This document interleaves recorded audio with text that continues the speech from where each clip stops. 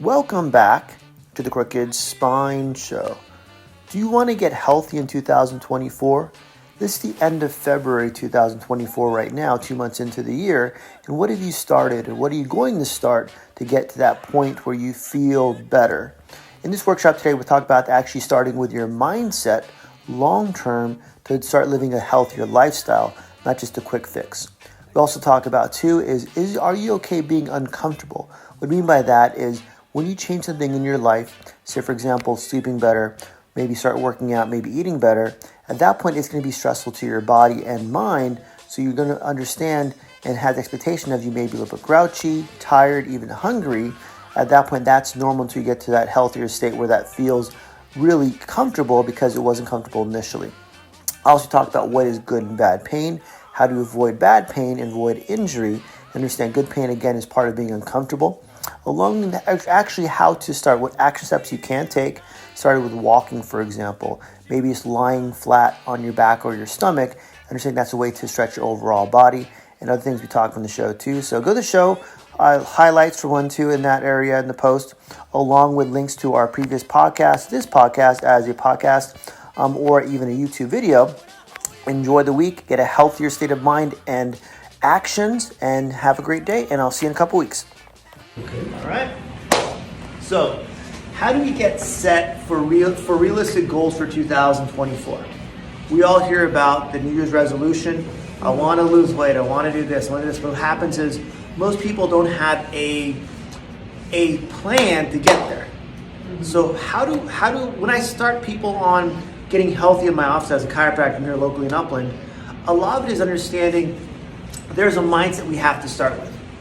What is your mindset? And what I do is tell people a lot of it is how do you talk to yourself? What's your self-talk like?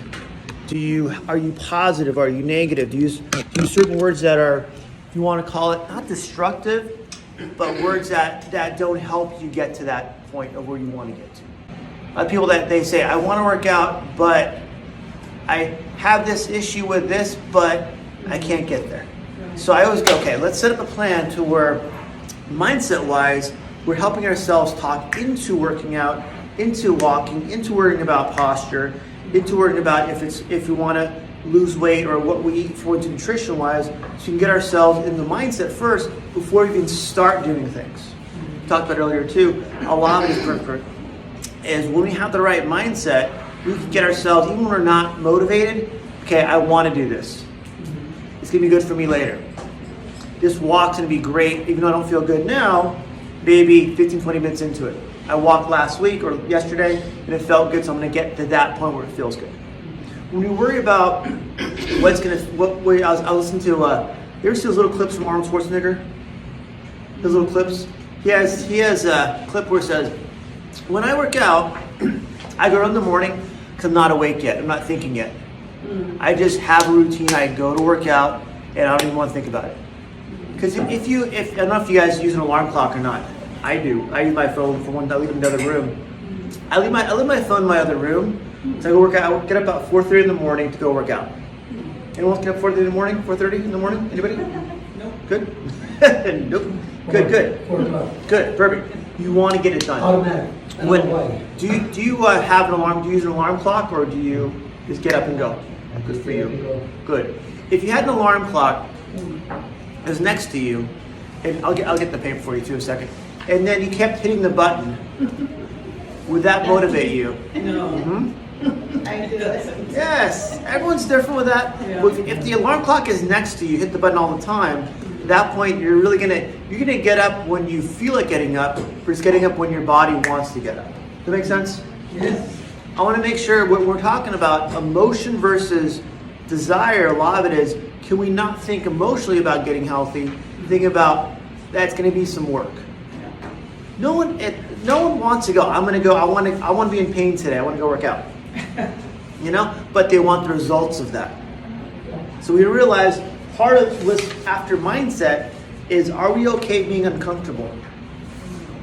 Are we okay being a little tired?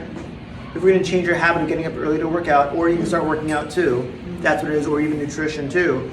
If you're uncomfortable, your body will change. That make sense? to a degree, but does that make you more lazy? If getting from lazy to unlazy, yes. If getting up an hour early to work out is something where it's different for you, that's a good stressor where you're going to be uncomfortable.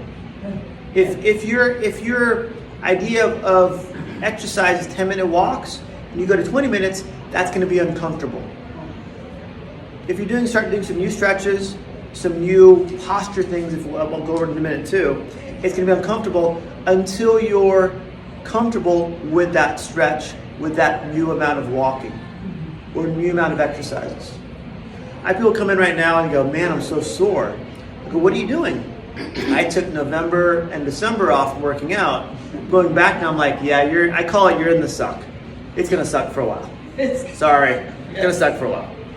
Part of being, you made yourself comfortable in a lower level of lifestyle choices per se.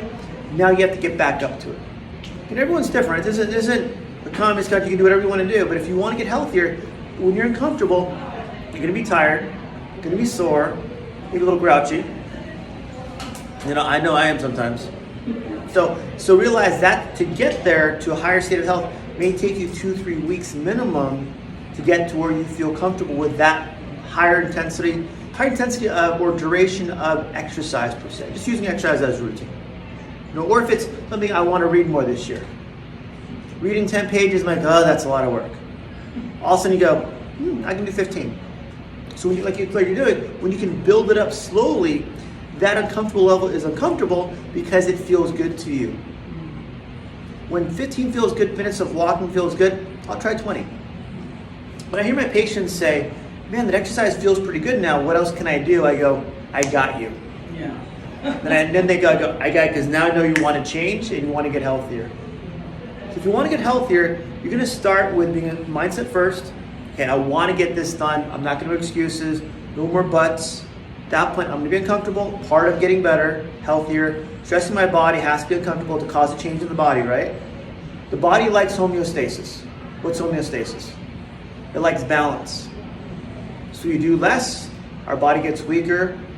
Or we do more, the body gets strong. But to get to that higher strength takes energy, stress to your body, get that become your default level.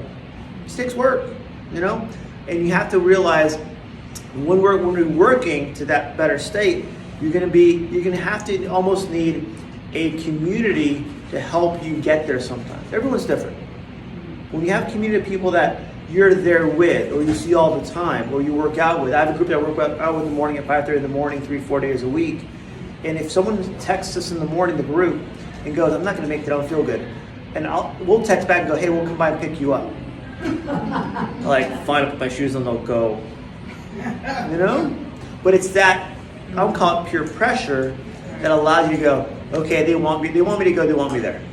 Sometimes you want that socialization plus the desire to do it. I had someone today say, hey, how do I meet more people? And they go, well, I go, what do you like to do? I like to walk my dog. Good, there's a dog park across my office. When you come to my office on Friday, bring your dog with you, go to dog park afterwards and meet people that have similar interest of having a dog. Like attracts like, right? That's a universal thing. Like attracts like. So when we do something that other people like, we have that community, that feeling of being with someone that has the same type of goals per se. Does that make sense? Yes. On the same page? All right. And let's go over this one too. What is good versus bad pain? How would you define good pain? What do you think? What's good pain? Yes. I think it's a good idea to reframe it and say perhaps discomfort. Actually use the word pain. Good. If you know it's something that is not hurting you. Good. But working towards the goals that you have. Good. So I told my patients too, good pain is when it feels uncomfortable and tight, but it doesn't feel like it's tender. It doesn't feel like when you move your joint wants to guard and tighten. You have full range of motion, you have movement, you can put weight on your leg. It's uncomfortable, but it doesn't feel like you're guarded where it's going to spasm on you or cause pain. Your body sends you signals all day long of how your body's doing. So when you can move your joint, when it feels you can add some load, some stress to it, it doesn't want to guard or tighten on you, that's good pain level per se, where you work out a little bit more, you do a little bit more, and it feels uncomfortable. That's good pain. Bad pain is when it is tender, you move your joint and all of a sudden it guards and tightens. Or especially if it's bruised also too. People that come in all the time, I rolled my ankle. How bad is it? I'm not sure. Take your sock off. Look at the ankle, it's bruised. I'm like, grade 2 sprain. Just stay off a couple weeks. Like, how do you know? You push on it. Ow. Yep, that's bad pain. So it's understanding bruising is always torn ligament or muscle. Tenderness, same thing. It could be a bad muscle strain, the ligament strain. So we have to do a recovery. We have to kind of back it off a little bit, get to where it's going to be good, uncomfortable pain, and then move forward. So it depends where. So if someone's working out and they're walking, they roll their ankle, like, man, it hurts a lot. Back it off a little bit. Because sometimes we set goals that are unrealistic.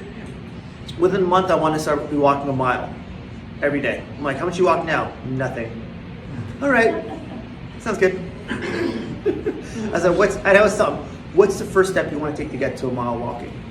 Well, I just want to walk a mile. Good. What happened last time you did that? It hurt a lot. Okay.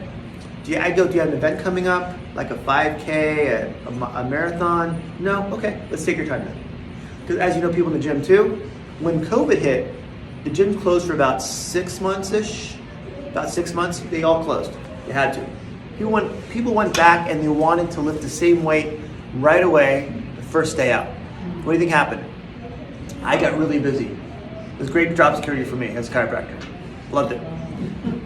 The first 12 months when they first opened, I had 23 bad back injuries from people working out. Going too hard, too quick. They didn't think they had to warm up to that weight again. I always ask them too, and jokingly once they're in a good mental state, I go, do you have an event coming up, a bodybuilding contest? You know, something going on? They go, no. I'm like, okay, maybe you want to slow it down a little bit. But I always ask them too, my pre-question is, are you still invincible? These are like sometimes kids in their 20s and 30s. Let's say kids, because I'm 49. So does that mean, when I ask someone, are they invincible, what do you think that means? Don't think they can get hurt. Exactly. There you go. It's just a minor thing. I'll get over this and go. Yes. And I've been a jock for a long time now. I'm really in bad space. You can get addicted to anything, like you said. And like I got addicted to jump roping. And if I didn't do 800 a day, because I was a marathon too, but there you go. I didn't do 800 a day, and people talk about addictions, you could get overdo it very quickly. But it's that goal of I want to get there all the time and do more, and all of a sudden your body goes, I'm not doing it anymore. It's amazing how, and it might be as I'm getting older too, how recovery is as important as trying to exercise and work out. That make sense? Yes. Huge. You know, I need the recovery, the supplements, the vitamins, minerals, and the water and the hydration, stretching too, to make sure tomorrow I can still do the same thing. And when you're invincible, you think I'm gonna recover from this, quick, I'll be good, get back to normal stuff. When you're not invincible anymore, which I want people to kind of understand, then I go, okay, how do I do enough without causing injury, so I can still work tomorrow? I can still do what I want to do. You know, that's my thing. I've gotten to that point where, okay, I want to work out enough, but I want to make sure I can still do this tomorrow. You know, people go, you like playing basketball? I go, I love basketball. You want to go play? Nope. I had a dream, because of chance of injury, right? Chance of injury. I had a dream a few months ago, it's been probably 4 or 5 months now. I was playing basketball, having a good time. Woke up, my knee hurt. From dreaming about playing basketball. Dreaming about it. Your body's something like, no, don't even think about it. Don't even dream about it. But it's something where I like it, but what's the chance of injury? You know, you got to be realistic. And I have people that come, they go on motorcycle rides or ATVs and stuff, and they have to do for they don't have one, they just do it for fun. Come back, they roll the bike. They broken ribs. I had a guy. He was trying to impress his grandson during Christmas. He bought a little BMX bike and tried to show him how to bunny hop on the front wheel in his garage. That was slippery. He has video. I saw a video. It was a great video. He fell over the handlebars and bruised his ribs really bad. Been about a month and a half, and he's still pretty sore. I'm like, I said, you should try them in concrete next time. You've been fine. He's like, no more. I'm like, okay, just want to make sure. So it's realizing what we can do, what seems a good idea, and what is not a good idea. So it's making sure we can prevent injury is the key, prevent bad pain is the key. All right. Next one. How do we start? How do we start this 2024 so we start getting healthy? If you have a plan already, fantastic. Can you stick to it? Great. What's the biggest thing of the body getting stronger and healthier? What's the number one word you would use? What's the number one way to get healthy and stay that way? There's a couple of words that would kind of fit into the same category. Eat healthy. What you want to do long term to stay healthy? What would be your thing? What would be a good word for that? Excuse me? Goals. What else? Yes. I think of discipline. Good. Discipline, huge. I use the word consistent. Exactly. Can we do stuff if it's every day, what you're going to do, so consistently you're persistent to have that duration of a lifestyle change, not just this week, this month, maybe 2 months from now. So when you have the discipline of getting up 4 o'clock every morning, congratulations, and I feel for you too. I'm there. In the dark, I'm like, why is it so dark? Oh yeah, it's only 4 in the morning. Is when we have that, it becomes our routine, our body adapts to that as your normal, right? That's the plan. But when you overdo it, and your body goes, we're going to break the body down. So finding that window where you feel good and keep there is going to be your duration. It's going to be your persistency. Okay. So what I deal with normally here is about sitting and standing posture. A lot of people come to my office as a chiropractor because they have pain. They don't come and, hey doc, I want to come and see you because I have bad posture. But the posture they have now is causing their problems. Yeah. Okay. Number one thing, people sit, correct? Okay. Most people sit like this. Or like this after lunch, like this, like, okay, I'm at work, but I'm not really at work. Okay? So what I want to do, take your chair, it's in the first third of the chair, first third, let your knees go below your hips, feet underneath you, or on the side, it's up to you, on the side or front. That one underneath you, so it allows your lower back to push yourself back a little bit, to feel the body bouncing on your hips, not on your tailbone.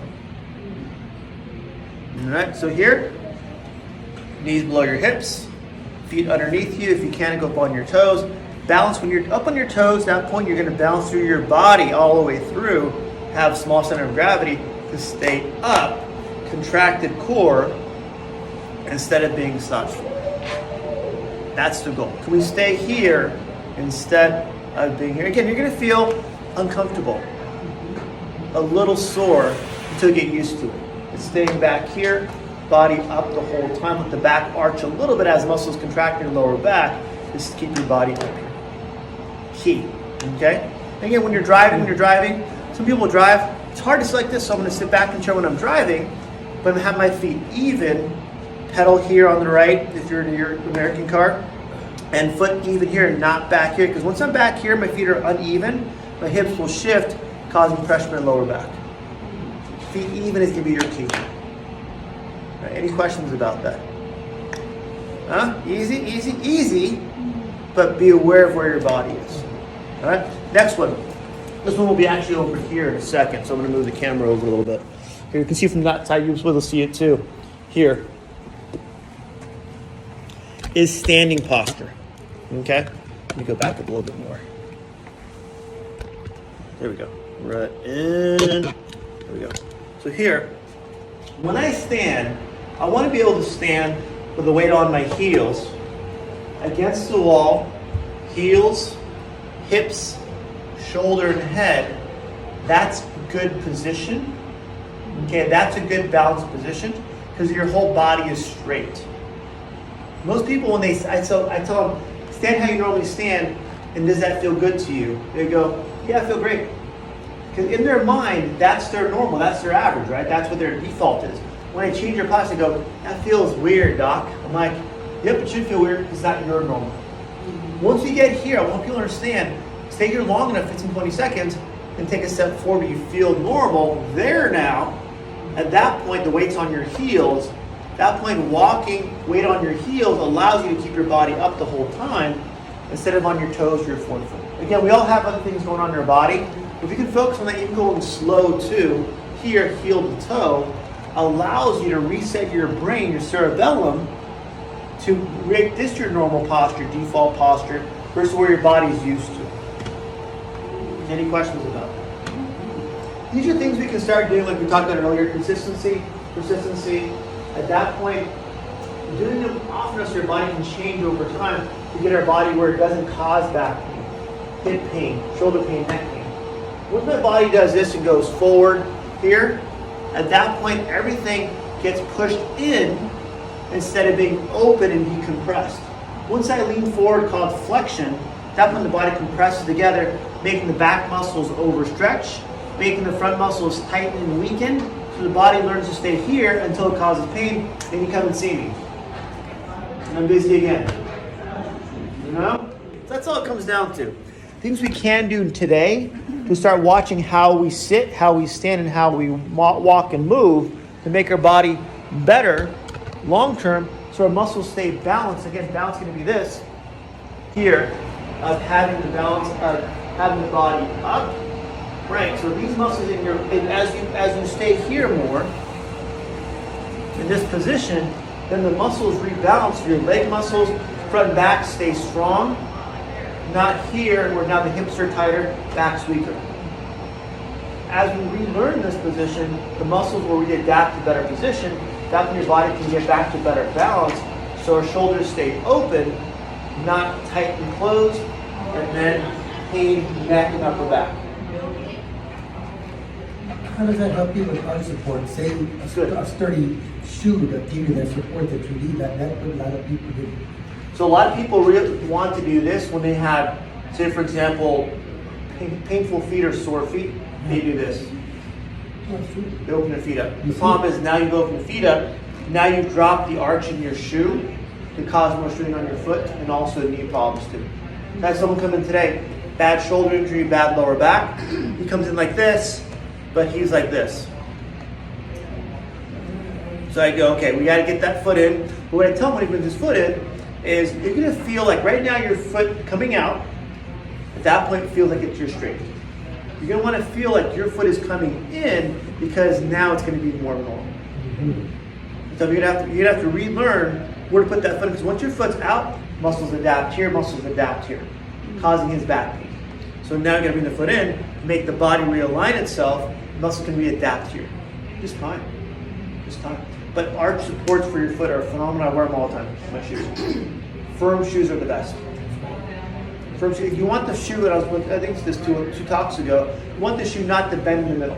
You want the middle of the shoe to be firm. That point gives you more support for your arch and for your foot. That point with a firm shoe, you can walk on your heel and not causing a heel pain. It's relearning that position over time. Again, everyone's different. This is what everyone deals with, but that's what I kind of focus on. Question? Question, no question? No. Spasm, what is a spasm? Spasm is a muscle guarded spontaneously. Sometimes from a nerve, sometimes from being overstretched also too. If the muscle is short, I know the same thing, he had a shoulder injury, short muscle here, and I try to overstretch to my normal position, it may spasm if the length of the muscle is too short. The spasm is trying to protect the area, trying to prevent more injury. So you want to make sure as I help someone make their muscles longer versus short, we slowly stretch things out to where it's uncomfortable but not painful. What about cramps in the legs? Good. Especially when you sleep. Is the least expected? Worst. It's like it just stabbed you with a knife at that point. Worst. So it's obviously hydration. Do you roll out your calves? You roll them out before you go to bed? I don't. Look it up online, YouTube, using a foam roller to roll out your calves. It's not going to feel good. I used to do marathon triathlon before. And I'd get to the point where I'd run so much, my calves would cramp when I'm running. I'd have to call someone to pick me up. I started rolling them out with a foam roller, which doesn't feel good initially because muscle gets so tight, it makes it better.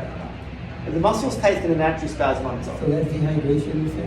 Dehydration can be, but if they're chronically causing the spasm, it's tight, short muscles in your calf. Rolling them out is going to not feel good, but it's going to make you overall better, so it's going to make the muscle longer to make it better. No, Yes. you say shorter, does that mean because you're due to an injury or because you're working it too hard and it becomes Could be both. shorter? Yes. I mean, you won't normally get shorter itself during spasm, am I right on that? Yes. And sometimes it'll spasm because it's too short also. It doesn't have enough length to actually move. So if someone's working out, muscle have to get tight, correct? They get tighter. We have to learn how to stretch, and this is another class I do too, how to stretch all the time. We work out as our routine, as a consistency, so the workouts we do doesn't cause injury. Anytime we add stress to the body, the muscles naturally tighten to make it, because you're breaking down, the muscles get, when you have soreness in the muscle, as you know, at that point the muscle will naturally tighten over time. So by stretching all the time, either using a broomstick, whatever you want to use, or using calf stretches too, allows you not to think about stretching, you're just doing it every day. I had a patient come in a couple weeks ago, a younger kid. You go, which days do you stretch? We talked about stretching the last couple weeks ago when I saw him 2 weeks previously. He goes, well, sometimes I stretch on Monday, sometimes Wednesday, sometimes Saturday. I go, okay, let's stretch days that end with Y. If you stretch the days that end with Y, can that work for you? He goes, you mean every day? Yes. When it's part of your routine every day, you don't have to think about it, what day it is. Before I go to work out in the gym in the morning, I stretch for 10 minutes in my home every day. 10 minutes of stretching, 2 minutes of planking, sit-up still burns. That's when I know my body's warmed up for my workout. Don't think about it, just do it. Then a cup of coffee, I'm ready to go. Done. My pre-workout, my cup of coffee, done. When you have a routine, you do it every day, allows you not to, so when I do it in the morning because that's my thing, I'm a morning person. The night person, go, good for you. But I want to get it done at that time. By the time sun goes down, I've had a long day. I have sundowns at 49. I'm done for the day. I was like, no, last minute, can you do something? Tomorrow, can you do something like, text to me because I'm not going to remember right now. I'm done for the day.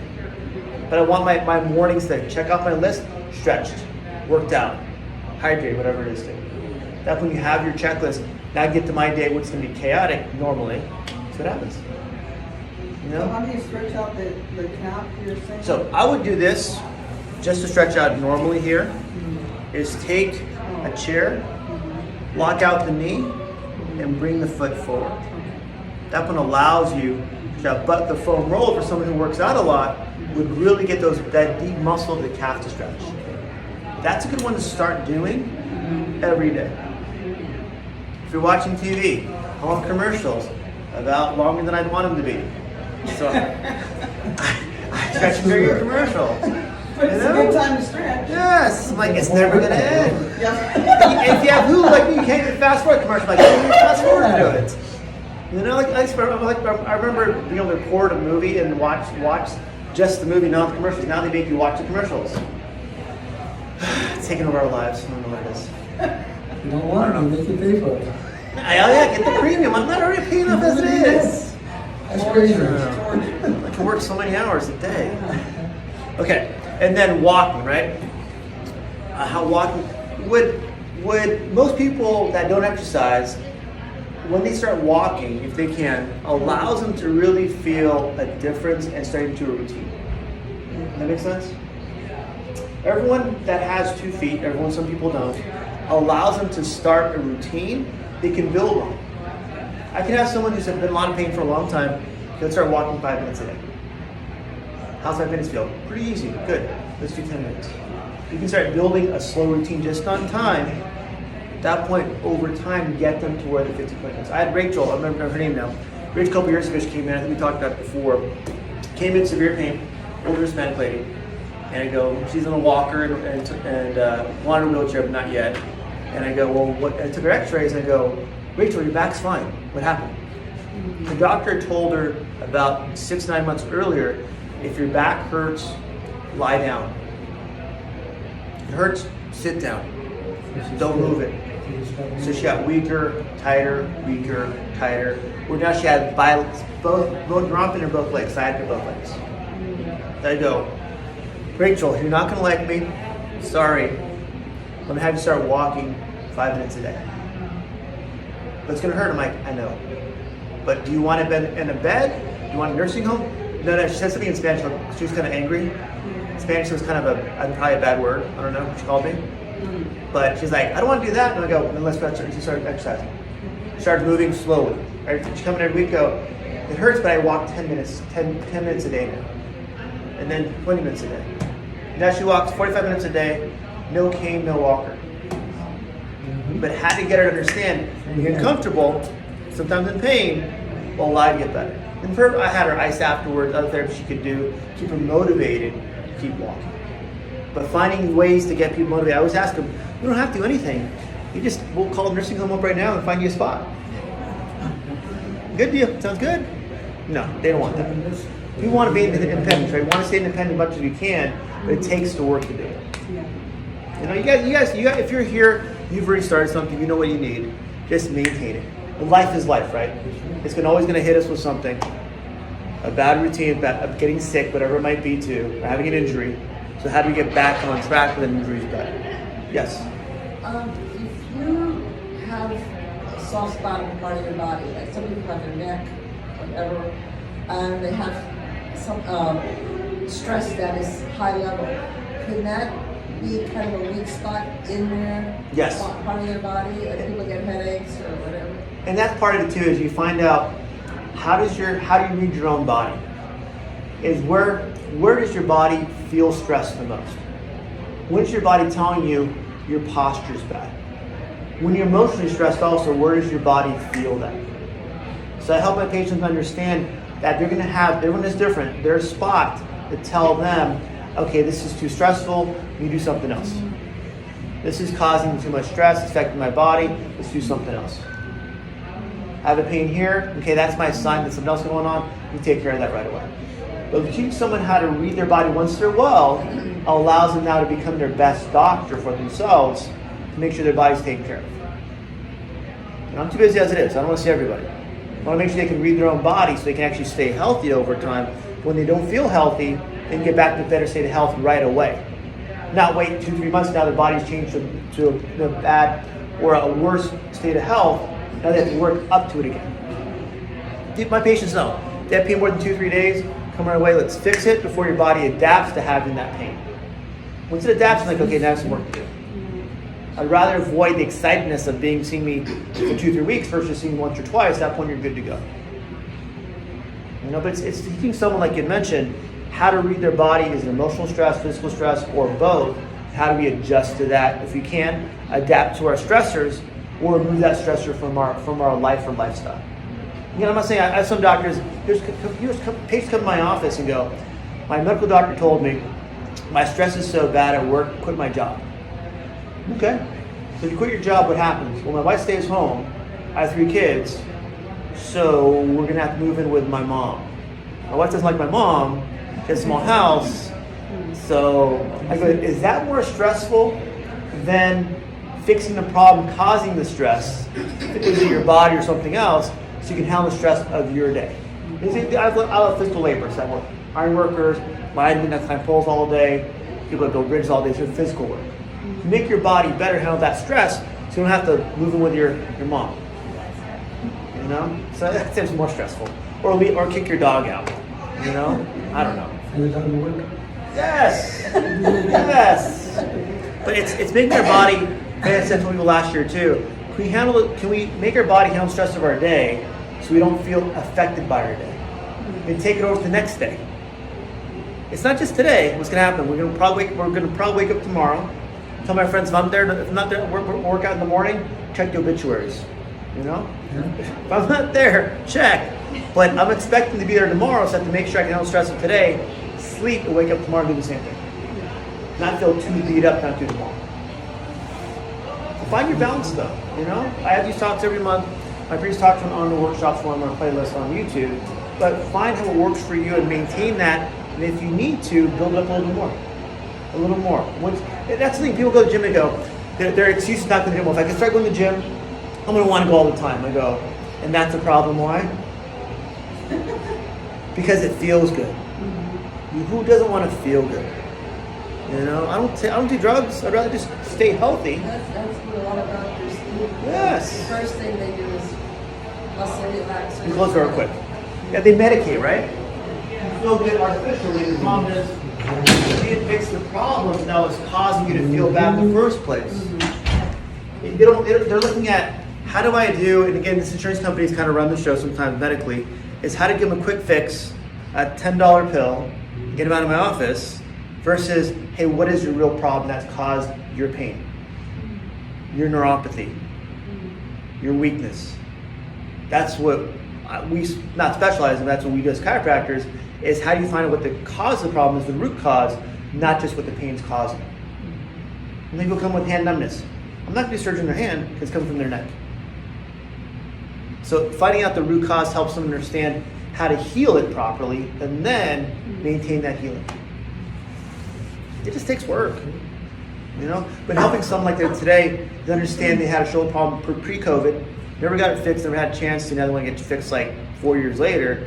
So walking through the x-rays, what's going on with the x-rays, how to move the shoulder better, and how to really teach that person how to get themselves healthy. I see someone in my office for maybe 10 minutes, not very long. But in that 10 minutes, I want to walk through the stretches, exercise routines, so when they go home, they know what to do at home. Send them videos what to do. But it's up to that person and everybody themselves to want to do it, learn how to do it, and at that point maintain that routine. Like you said, it's funny because a lot of times when you least expect it, you'll be lifting something, whatever, you're fine. You lift something that's not even heavy and that can destroy you. That's what happened to me. I got my ligament all ripped. Yeah. Just putting the spark with 5-gallon bottle. I'm turning it the wrong way. I just heard it rip completely. Mm-hmm. And I knew something was wrong, but I'm like, okay, what the hell? That's not good. And then sometimes I say, you can move patio furniture, wrought iron, and you feel great or whatever. Like my problem is that she always tells me, I feel like I can still do it, but mentally, but physically, you start to adapt and you can't. You don't want to accept it, but yet you have to, because if not, pain starts coming in when you least expect it and you're in double trouble. I love when patients say, when I was younger, yes, we do this. I'm like, yeah, so what's the first 3 words you said? When I was younger. Yeah. How old are you now? Okay. Well, you can do it. Yeah. You realize you may have an injury later the next No, day. it's true. But I have patients same For thing. some people, it just doesn't sink in right away. And again, now it has. they're still invincible. Yeah, true. But I feel that they're brushing their teeth and their back goes up. Wasn't the toothbrush's fault? It was what building up over time. Exactly. I go, how much do you stretch? I don't really stretch. How much do you work out? I don't really work out. Okay. Exactly. So that was the cause of your lifestyle changes to get things better. Just work. But again, doing stretches, how often? Every day is probably pretty good. Days down with Y. Focus on that. Days down with Y. Any other questions? We're going to start this every month. We're going to do this every month. We have been since 2016. I think I've been starting doing these talks. At that point, go to my previous workshops too. If you have a back issue, neck issue, whatever it is, stretching, posture, walking, we have all the videos out there. I do these to help demonstrate them with you guys and answer your questions while I'm here to make sure you guys stay healthy. Guys and girls. Sure. Yes. I have a question. I heard that it's good when you work out, do different things. Let's say like on Monday you go for a walk, Tuesday, Zumba. Is that true? Not just to do the same thing? It allows your body not to adapt to one thing. And it doesn't wear down those joints as much. For example, my Fridays or my Thursday is chest day, Friday is arm day, Saturday is back day, and Sunday is shoulder day. But I do CrossFit other days too. Mixing it up, as athletes know, allows your body not to adapt or wear itself down to it. So if I do biceps every day, the problem is my bicep from today might be fine, but do it again tomorrow, I've already stretched the tissue, caused injury that way. So the recovery and rest of those body joints allows your body to not break down and cause injury. So by mixing it up every day is the key, I think. And I have one guy, he does chest and tries every day. I'm like, dude, your chest looks good. Do something else. What about physical therapy? Fantastic. Really? It's a good way to get a coach. Again, physical therapists are different. Everyone's different. Every profession is different. Good way to find a coach to help you through your injuries if you have one, or get you healthier so you do it on your own. When I see physical therapists, I go, how do you help patients learn how to do stuff on their own all the time? I go, we just do this. I'm like, then that's not what I want to see. I want to someone to actually help you learn how to become the best exercise for your joints, for your body. If you have scar tissue in your joints or whatever that's going on in your body, at that point, how do we work around that or through that if need be? So PT will allow you to move the joint passively. Meaning instead of me moving my arm this way, they can move it for me to test what ligaments and muscles might be strained or injured. And from there, then I get the green light to go back and do my own. So PT is a good way to start, especially if you have an injury or rehab, to make sure you do the right things not to hurt yourself. For physical therapy, if you go there with an issue, or for accident, whatever, you have to do your homework. Of course. And a lot of them, And I ask they don't want to do their homework. That's fine, it's people. Yeah. I go, you don't have to do your homework, just realize you're in pain. I said, my back feels great. I'm fine. So if you want your back to get better, you have to do the homework. Yeah. They're not there just to do it for you. You know, you're not an invalid. You have to make sure you do your own. So, but again, some CPTs don't. They go, no, just do them here when you're here. No, that's not what I want to see. No. I want someone to actually teach me how to do it on my own, so I can do it on my own, and get myself better. Because part of rehab and physical therapy, or even chiropractic too, it's not just the treatment at the office. Even when say there's a case, whatever it is, let's say 12 visits. It's how do I do after those 12 visits of physical therapy or chiropractic care, now move on to my own home care, maintain that routine so my body can stay healthy. That's the plan. Learn your habits, learn your routine, and maintain that no matter what's going on as much as you can to stay healthy for the long run. So 2025, if we get 2025. You know? What's my mom always say? This year's the wrath of God. I'm like, Mom, you said it last year. Come on, bring it on already. Let's go. Let's do it. Let's do it. You know? You know? Whatever other saying is. Every year. You know? Just bring it already. So start working out. But the thing is, we can't think of what we may not be here down the line. I just want to be here tomorrow, next week, by having a routine I don't think about. And stay healthy. Yes, but do the work to stay healthy. Yeah. Go, man, how do you go to work out every day? I'm like, because I'm sore every day. I'm tired every day sometimes. Because I work out. You don't have to be. You take a power nap every day? Not really. 4 o'clock in the morning? No, I wake up early in the morning, do my routine, maybe waking up, cup of coffee, that, dog, clean, cook, Boom. Okay. everything by 6, walks, and ready for her. If she wakes up about 8-ish, 9-ish, So you're the morning person, she's the night owl. Yeah. when it comes down Got to it. it. At Got night, it. we don't And do by that. 6 or 7, I'm already on the sofa watching Yeah. something What's with the one eye open. second? I'm like, sun's down, okay. Hey guys, good night. I'm out of here. Want to watch a movie? Sure. 2 minutes, boom. On. Yeah, see? Everyone's different, right? So some people like to work out at night, some people like to work in the morning. So I'm not saying when to do it, just make sure you get it done. Yeah, all of us. Any other questions? Yes, ma'am. I missed the one about when you were talking about leg cramps. Good. So if you have calves, is using something that's sturdy, putting your foot on there, letting your foot angle up and lock your knee out, and push forward. And hold that for about 30 seconds. Against the wall is easier to, or even a bed frame.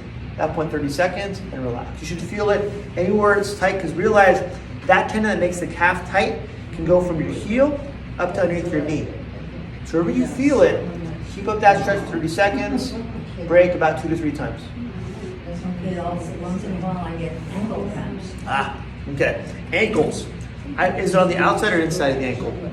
Inside. Inside. In the front. So you almost want to do for that one is here, like that. Go up on your toe and bring that foot forward.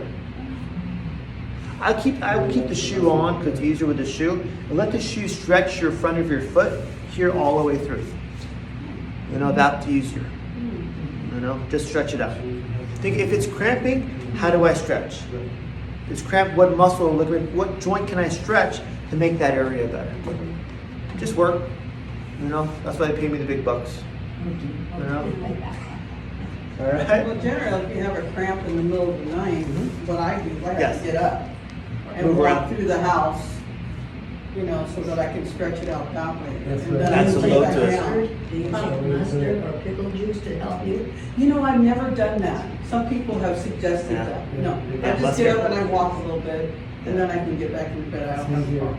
If it's not bad, I can walk and go back to bed, but if it's bad, I have to get up, take the Yeah. mustard, and then I put ice packs on it. Oh, It contracts the tissue more too. Oh, well, yeah. Yeah. About 20 minutes, sometimes. Good. Yeah. It's something where if you have it often enough too, if you exercise a lot, you start wearing compression socks too.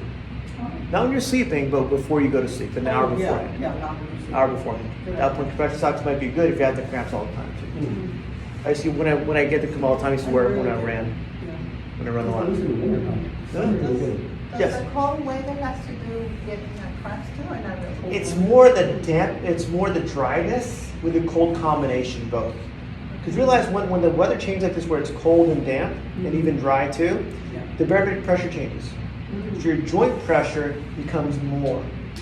So the pressure down in atmosphere, your joint pressure will increase just from a day to day. From Southern California here, it's 35 at night and it's up to 65, 70 in the daytime. That change in temperature all day, every day, allows your joints to feel that pressure.